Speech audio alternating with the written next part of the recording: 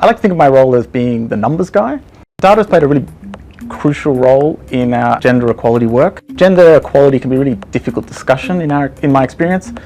It really gets to what people are paid at work, which is a really uncomfortable discussion at the best of times. So we've always let the data speak for itself and present it in a very neutral and objective way. I think data really allows you to cut through in a way that anecdotes don't. It really allows you to take a step back from sort of individual stories and have this sort of a more complete overview, a sort of a macro view of the situation. That's been the experience that I've had, especially in the gender space, where it allows you to sort of move away from individuals to the sort of overall structure of the organisation.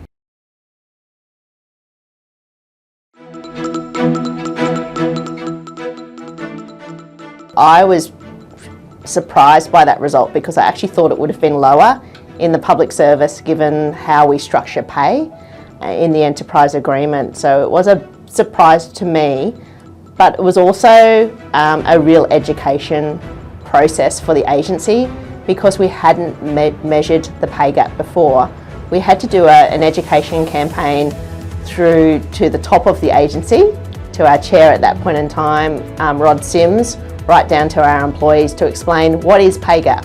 When we presented these results, we got quite a lot of reaction and a lot of pushback from kind of different people questioning what we were doing, why we were doing it, why it even mattered. We spent a lot of time really having to sort of explain what a gender pay gap was, and for a lot of that we actually relied a lot on wgea's material to help us explain and also legitimise our gender pay gap and the work we were doing, to sort of show that this isn't something we invented, but something that is widely used all over the world. And over time, I think we've seen a lot of people an increased understanding of what a pay gap is, but also what it isn't. I think early on, a lot of people thought this is about me and my situation, and I'm not being paid enough for what I'm doing, but we actually didn't find any evidence that people in the same role were being paid differently. We sort of saw more of an imbalance across the organisations. Senior managers were, although our organisation is majority female, just slightly, our senior managers were disproportionately male in 2018 when we first started this work. It's now sort of 50-50 last time we calculated our gender pay gap.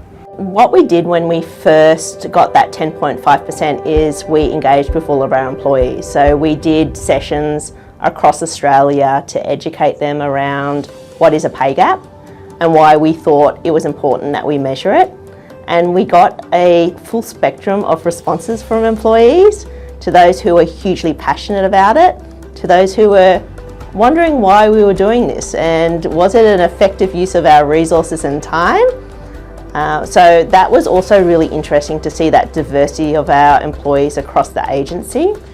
But certainly it was engaging with our senior leaders first, because in my experience, you need that senior leadership support to really focus on strategies to reduce the pay gap. We also worked with our diversity and inclusion forums, gender network, and our flexibility work group, as well as an array of others, and set up focus groups just to get perspectives from employees. When we did our first gender pay gap in 2019, we found that we had a gap of around 10%. At the time, even though we had a roughly 50-50 split, actually slightly higher across the board proportion of women in the agency, at our senior executive level it was still only around a third, and that obviously then makes a difference for the pay gap as a whole. That meant we needed to look at ways we could encourage women to apply for promotional opportunities and to work in more senior levels, had to think about how we were creating the environment that would support them in doing that, and our ways of working, and it was a really concerted effort supported by data that our data team provided, and having those active conversations around who needs to be in the room, how can we encourage them and support them, and what do we need to maybe do differently to try and make sure that we're getting a really open and inclusive workplace that everyone wants to step up and be part of.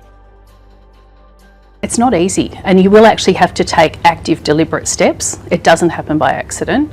I think that means being willing to have challenging conversations, sometimes around topics that are quite personal.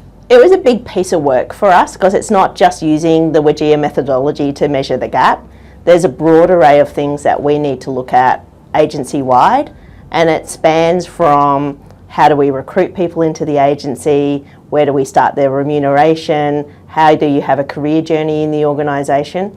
We also used data to inform decision making, and that was really important for me. I wanted to be data driven. So we actually did some external and internal benchmarking. We also did 2 key projects that were supported by the agency. One was to look at pay equity. So we did a benchmarking exercise using 80 different roles across the agency, and we benchmarked them against the work level standards, but also wanted to check ourselves as to whether or not we had the classifications right, because that also supports the whole employee life cycle.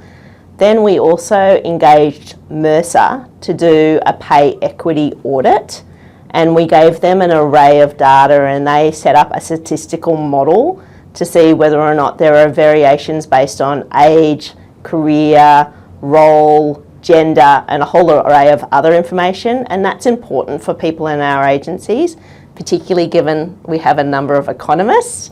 They love to see the facts and the data. And I think over time people have seen the improvements, and they sort of started to really understand that this isn't about individuals but about the wider structure. I think they've also realised it's not a witch hunt for men, and that this is really about making sure that we are having the best people in the jobs. So for us, we thought that the key levers were really making sure that we had at least 40-40-20 gender split at all classifications, and primarily really looking at making sure that we had that split at our senior leadership at the very top of the agency. We also set that we would have our pay gap reduced year on year up until 2030, and it was really exciting that we actually reached that target in 2023. So in the 5 years that we were measuring the pay gap, we were able to achieve that target because we actually had a focus and dedicated effort. We also looked at making sure that our leave entitlements that are available to all employees, particularly around parental leave, etc., were equal regardless of gender, and that was really helped with the enterprise agreement negotiations as well. But we were already doing work in that regard to really make sure that we were supporting parents regardless of gender and their role, because leave is also a consideration in the pay gap. We also looked at making sure that our recruitment policy and other mechanisms were fit for purpose, as well as our remuneration strategies. So for me, it was really making sure we had support at the very highest level of the organisation. That leadership support is critical for success. And it was really wonderful that our chair at that time, Rod Sims, and our commissioners actively supported this initiative, and then we cascaded that throughout the organisation. And that's important because we want them to talk to our people around the importance of the project, but also be able to talk about it outside the agency. It has become an integral part of our employee value proposition around how we differentiate ourselves between other employers. Certainly I know employees in the marketplace look for that point of difference, and people who join the public service want to join purpose-driven organisations. So it was also part of really demonstrating in real life that we were also invested in that. I think when you see senior leaders sort of walking the talk and modelling what their expectations are and thinking slightly differently to how we might have traditionally thought about things, it really makes a difference, and it models for everyone then to see. You know, we really wanted our leaders to be leading this from the front and role modelling what the obligations and requirements are. And their buy-in and support also helps us in achieving those targets, because once we set the targets and they were endorsed by our corporate governance board, we had then the obligation to report our progress against them. And that's important. We're a competition agency, we like to win, and so we like to, set targets and then achieve them, and so that's really helped us. And I think that public commitment too, and holding ourselves to account, is the other piece. Targets are really important because it holds you accountable, and you have to be looking at what you can measure and how you can then share that with your employees and others. I've always been of the view that being data informed and getting the insights from data is really important. So setting the targets and having them as stretch targets really gives us that ability to drive our energy and resources to achieving those results. I also think it's important that when you set targets, you communicate them to the whole agency so they have clarity around what they are and how they can help contribute to those. And it's ensuring that all of the other policies and processes that underlie those targets support the achievement of success. Across the board, we've got a stated objective of having our senior executive level 40% women, 40% men and 20% either. We've now definitely hit those targets, probably slightly over 50% of women at our SES band 1 and 2 levels. Our commission also is chaired by Gina Cascott-Leib. We have Katrina Lowe is our Deputy Chair for Consumer, and Anna Brake is one of our commissioners who has special responsibility for infrastructure. And then of the 7 commissioners, the other 4 are men. I think the biggest one was probably getting out of our comfort zone and talking about those areas that might be more uncomfortable in a workplace, talking about money, talking about personal characteristics, and really challenging ourselves to think about, how am I contributing perhaps or not contributing? And so that's been interesting. I think too, just overcoming a little bit of complacency. Sometimes we think, 2025, women have got it all. In the office, we've got a female chair, we've got a female CEO. I think we just really had to sort of take a step back and look at the bigger picture and how we address it.